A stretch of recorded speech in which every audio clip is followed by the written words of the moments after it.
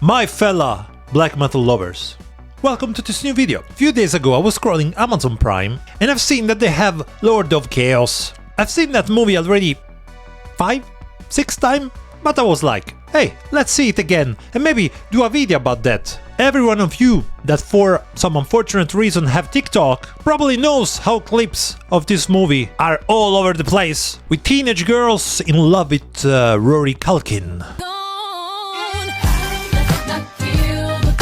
And bromance clips of Euronymous and Dead together with rap music in the background.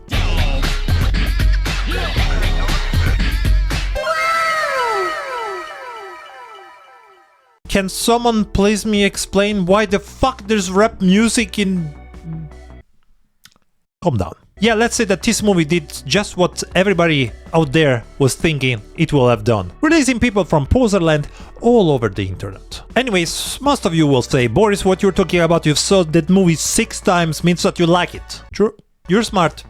You're smart, and that's why you're following this channel. Let's start with the thing that I really disliked about the movie, and why, even with all these problems, I still like it quite a lot. The biggest problem of the movie, in my opinion, is the tone. They had some of the best creepy stories out there, and instead of going with a serious approach, they decided to go with a silly comedic approach that ends many times in a pure cringe show that totally ruined what could have been a great metal movie. Don't get me wrong, I'm over the phase where I thought that everything that they said in the 90s were pure gold. I'm over that. Most of the things that they were saying, if you read it nowadays, sounds pretty stupid. And there's no deny that we are talking of a bunch of teenagers that went a little bit too far. But, you know what?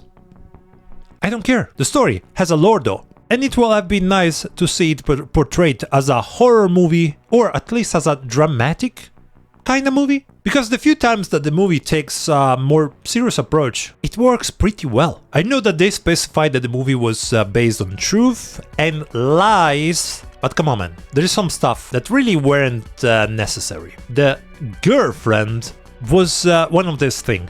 Totally unnecessary, nobody wanted it, and who the fuck cares about romance in a black metal movie? And what about the redemption of Euronymous? That was pure cringe. I like most of the actors, beside Varg Vikernes, even if you know that I think that he's a little bit...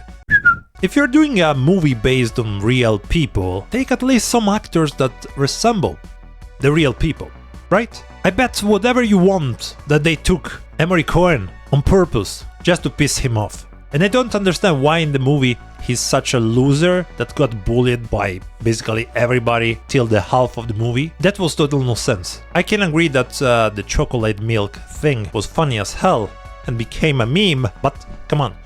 We have to stick with some reality, because they didn't make the other guys look like completely losers, so... I guess it was really also true that at some point he became literally the Tommy Lee of Motley Crue, screaming bitches all around Bergen, right? Nice! This wasn't enough, as I say, the movie is pretty full of cringy moments like this one. We are lords of chaos, destroyer of worlds. And this one, my boys, was really hard to watch. This part was really hard to watch. Jonas, my man, I love you. You played in Bathory. I have huge respect for you. You are a great director. I mean, the movie is really directed really well. But you are the co-writer of the movie, and means that you wrote or agreed with those lines. You could have come up with better stuff. That's my humble opinion. As I said, I like the actors. I would prefer, to be honest, though, that the movie was set all in Norway with all Norwegian actors and in Norwegian language, because I think it will give a movie a totally different atmosphere and it will really have felt something different. But anyways, those are the things that I dislike about the movie. But why, Boris, you still think that this was a great movie? Well, let me get this straight. It made me feel something that I totally forgot. Do you know that feeling when you fell in love with something? That feeling of the new discover? Something that you didn't know anything about and you instantly felt in love with? The movie made me feel that love for black metal that I felt the first time I got into the genre. And it's something I never felt again in all those years. And that's, I think, because of the movie atmosphere, the set,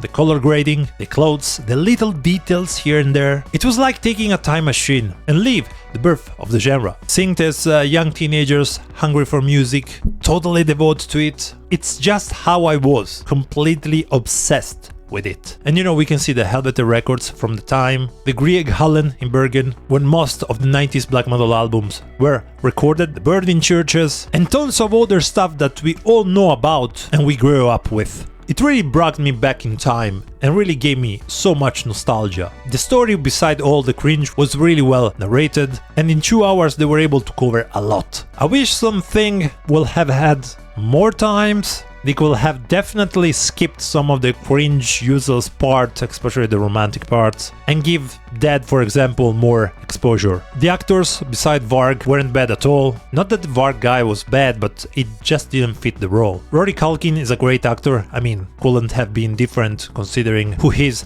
his cousin, right? And the other guys also were really good. There was also one Scandinavian actor, Walter Skarsgård. And how many Skarsgård we fucking have in the movie industry? I guess the entire family is there. And oh boy, if he was creepy in the Faust role. Talking of creepy, the movie has some gore stuff, and let me say, they did really a great job with that. And you really feel some scenes like the Dead scene, the Euronymous scene, Faust scene. I don't have to explain you what kind of scene we are talking about, right? I really like the Jack Kilmer interpretation of that. I think he did an amazing job. He was perfect for the role. The guys say he's a fan of the music. I don't really know about that, but he did really a good job. I feel that everybody read or study a lot for each of their part. And if I'm correct, Rory Culkin has to learn how to play the guitar. So when he plays Freezing Moon or other Mayhem track, he actually played the track. And I remember he says in an interview that he felt a lot burning into this part of his arm, which is totally normal when you start to, do black metal and tremolo picking stuff. At the end of the movie, there's a part that I liked a lot when they're recording the Mysteries Dom Satanas, and we have Attila in the movie. And I was like, how the fuck they were able to find someone that actually resembles so much the real Attila when he was young. And I wanted to know the name of this actor, and came out that he's actually the son of Attila, which nuts. The guy looks totally his father. Totally.